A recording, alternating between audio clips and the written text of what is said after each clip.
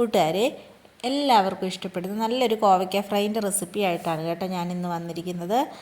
അപ്പോൾ എൻ്റെ ചാനൽ ആദ്യമായിട്ട് കാണുന്ന ആരെങ്കിലും ഉണ്ടെങ്കിൽ ഒന്ന് സബ്സ്ക്രൈബ് ചെയ്ത് സപ്പോർട്ട് ചെയ്തേക്കണേ. പിന്നെ ലൈക്ക് ചെയ്യാനും ഷെയർ ചെയ്യാനും നിങ്ങളുടെ അഭിപ്രായങ്ങൾ കമൻസ് ആയിട്ട് പറയാനും മറക്കല്ലേ. അപ്പോൾ നമുക്കിതെങ്ങനെ ഉണ്ടാക്കുന്നതെന്ന് പെട്ടെന്നൊന്ന് നോക്കിയിട്ട് വരാം. അപ്പോൾ ഇതുണ്ടാക്കാൻ വേണ്ടിയിട്ട് ഒരു 150 ഗ്രാം കോവയ്ക്ക കഴുകി വൃത്തിയാക്കി ഒന്ന് നീളത്തിൽ അരിഞ്ഞെടുത്തിട്ടുണ്ട്. ഒരു കോവയ്ക്ക 4 മുറിച്ചിട്ടാണ് കേട്ടോ ഉള്ളത്. ഇനി ഞാൻ അതിലേക്ക് ഒരു 3 പിഞ്ച് ജീരകം ചതച്ചത് ചേർത്ത് കൊടുക്കുന്നുണ്ട്. കൂടെ തന്നെ ഒരു 1/2 ടീസ്പൂൺ ഗരം മസാലപ്പൊടിയും 1/2 ടീസ്പൂൺ ഉപ്പുപൊടിയും പിന്നെ 1 ടീസ്പൂൺ ഇഞ്ചിയും വെളുത്തുള്ളിയും കൂടി ചതച്ചതും 1 ടീസ്പൂൺ മുളക് പൊടിയും ഇനി ഒരു 1/4 ടീസ്പൂൺ മഞ്ഞൾപ്പൊടിയും കൂടി ചേർത്ത് കൊടുക്കുന്നുണ്ട്. ഇനി അതിലേക്ക് ഒരു 3 ടീസ്പൂൺ നിലക്കടല പൊടിച്ചത് ചേർത്ത് കൊടുക്കുന്നുണ്ട്. ഒരു മിക്സിയുടെ ജാറിലേക്ക് നിലക്കടല ഇട്ടൊന്ന് ക്രഷ് ചെയ്തെടുത്താൽ മതിയാകും. ഇനി അതിലേക്ക് ഞാൻ ചേർക്കാൻ പോകുന്നത് 1 കപ്പ് കടലമാവാണ്. കൂടെ തന്നെ ഒരു 1.5 ടേബിൾ സ്പൂൺ അരിപ്പൊടിയും പത്തിരിപ്പൊടിയാണ് ഞാൻ ചേർത്ത് കൊടുക്കുന്നത്. ഇനി ഇതെല്ലാം കൂടി നല്ലതുപോലെ ഒന്ന് മിക്സ് ചെയ്തെടുക്കണം. ഇനി ഞാൻ അതിലേക്ക് ഒരു 2 ടേബിൾ സ്പൂൺ വെള്ളം ഒഴിച്ചൊന്ന് മിക്സ് ചെയ്തെടുക്കുന്നുണ്ട്. അപ്പം നമുക്ക് ഇതിൻ്റെ ഈ കൂട്ട് ഒരുപാട് ലൂസായിട്ട് ആവശ്യമില്ല. ആ കോവയ്ക്കയിലേക്ക് മസാലകളെല്ലാം പിടിച്ചിരിക്കണം. അപ്പം കുറേശ്ശെയായിട്ട് വെള്ളം ആഡ് ചെയ്ത് കൊടുത്താൽ മതിയാകും. അപ്പം ഞാൻ മൊത്തത്തിലൊരു 4 ടേബിൾ സ്പൂൺ വെള്ളം ആഡ് ചെയ്ത് കൊടുത്തിട്ടാണ് ഇത് മിക്സ് ചെയ്തെടുക്കുന്നത്. ഈ ഒരു പരുവത്തിലാണ് നമുക്കിത് വേണ്ടത്. ഇനി നമുക്കിതിലേക്ക് ഒരു 1/4 ടീസ്പൂൺ കായപ്പൊടിയും കൂടി ചേർത്ത് കൊടുത്തൊന്ന് മിക്സ് ചെയ്ത് കൊടുക്കാം. എന്നിട്ട് ഇതൊരു 15 മിനിറ്റ് ഒന്ന് മൂടി വെച്ച് റെസ്റ്റ് ചെയ്യാൻ വെക്കാവേ. ഇപ്പോൾ ഒരു 15 മിനിറ്റ് കഴിഞ്ഞിട്ടുണ്ട്. ഇത് തുറക്കുമ്പോഴേക്കും ആ മസാല കോവയ്ക്കയിലേക്കൊക്കെ പിടിച്ചിട്ടുണ്ടാവും.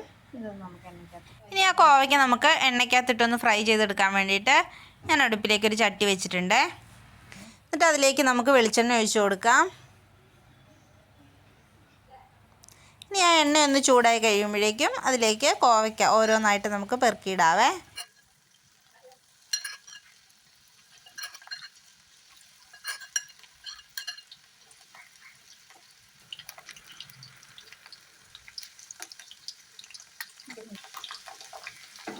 അപ്പോൾ ഈ കോവയ്ക്ക എണ്ണയിലേക്ക് ഇട്ട ഉടനെ തന്നെ നമ്മൾ ഇളക്കിയെടുക്കാൻ പാടില്ല.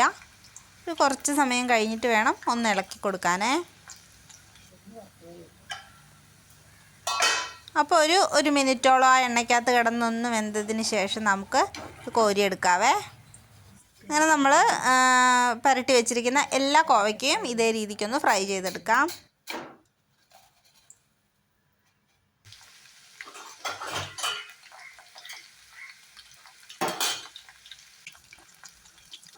ബാക്കി വന്ന കോവയ്ക്കയും കൂടി അതേ രീതിക്ക് തന്നെ ഫ്രൈ ചെയ്തെടുത്ത ശേഷം നമുക്ക് ആ എണ്ണയിലേക്ക് കുറച്ച് കറിവേപ്പില ഇട്ട് കൊടുക്കാവേ.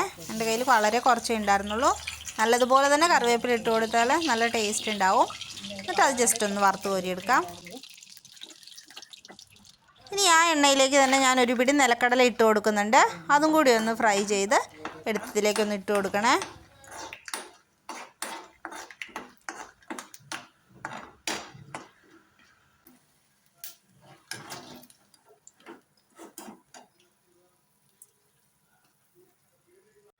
നമ്മുടെ വളരെ ടേസ്റ്റി ആയിട്ടുള്ള കോവയ്ക്ക ഫ്രൈ ഇവിടെ റെഡി ആയിട്ടുണ്ട്.